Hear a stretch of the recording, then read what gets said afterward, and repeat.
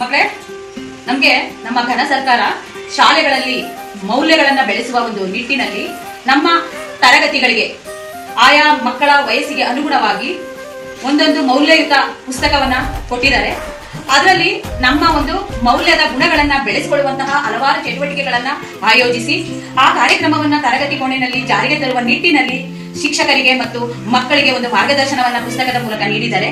ಹಾಗಾಗಿ ಈ ದಿನ ನಮ್ಮ ಶಾಲೆಯಲ್ಲಿ ಒಂದು ಮೌಲ್ಯಯುತ ತರಗತಿ ಅಂದ್ರೆ valuable centre the class room, ನಮ್ಮ ಒಂದು ಕೇಂದ್ರೀಕೃತ ಮೌಲ್ಯಗಳನ್ನೇ ಉಳ್ಳುವಂತಹ ಒಂದು ತರಗತಿ ನಮ್ಮಲ್ಲಿ ಹೇಗಿರಬೇಕು, ಮೌಲ್ಯಗಳು ಅಂದ್ರೆ ಏನು, ಭಾವನಾತ್ಮಕ, ಸಾಮಾಜಿಕ, ಕ್ರಿಯಾತ್ಮಕ ಭಾವನೆಗಳನ್ನ ಮಕ್ಕಳಲ್ಲಿ ಉತ್ತೇಜಿಸುವಂತಹ ಒಂದು ಕೆಲಸವನ್ನ ತರಗತಿ ಕೋಣೆಗಳಲ್ಲಿ ಮಾಡುವಂತಹ ಒಂದು ಕಾರ್ಯಕ್ರಮ.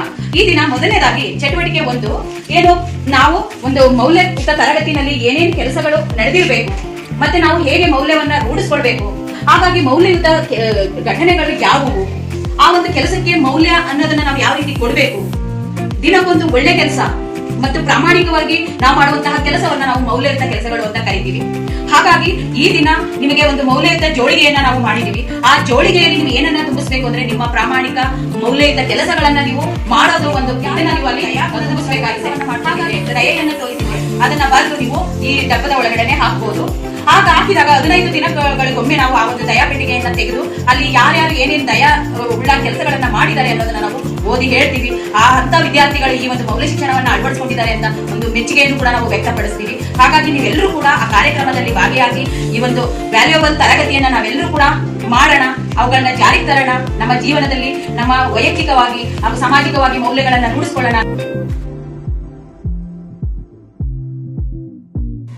ಶಾಲಾ ಆವರಣದಲ್ಲಿ ನೀರು ಹಾಕುವೆ, ನಾನು ಗಿಡಗಳನ್ನು ಜೋಪಾನ ಮಾಡುತ್ತೇನೆ, ನಾನು ಮಿಸ್ ಹೇಳಿದ ಮಾತು ಕೇಳುತ್ತೇನೆ, ನಾನು ನನ್ನ ತಂದೆ ತಾಯಿ ಹೇಳಿದ ಮಾತುಗಳನ್ನು ಕೇಳುತ್ತೇನೆ, ಸ್ವಚ್ಛಗೊಳಿಸುತ್ತೇನೆ, ನಾನು ನನ್ನ ಸ್ನೇಹಿತರನ್ನು ಕರೆದುಕೊಂಡು ಶಾಲೆಗೆ ಬರುತ್ತೇನೆ, ನನ್ನ ಅಮ್ಮನಿಗೆ ಸಹಾಯ ಮಾಡುತ್ತೇನೆ.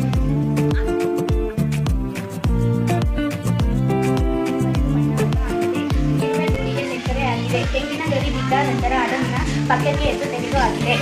ನನ್ನ ಗೆಳತಿಗೆ ಪೆನ್ನು ನೀಡಿದೆ, ಬಿದ್ದ ತೆಂಗಿನಕಾಯಿಯನ್ನು ಅದರ ಮಾಲೀಕನಿಗೆ ನೀಡಿದೆ.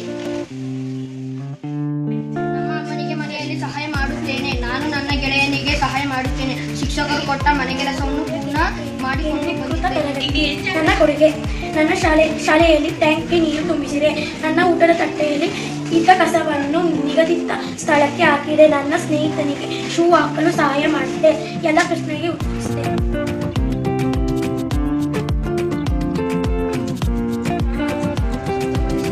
ನಾನು ಎಲ್ಲ ಕೊಠಡಿ ಕಸ ಎತ್ತುವೆನು, ನಾನು ಮಿಸ್ ಮಾಡಿದ ಪಾಠವನ್ನು ಗಮನ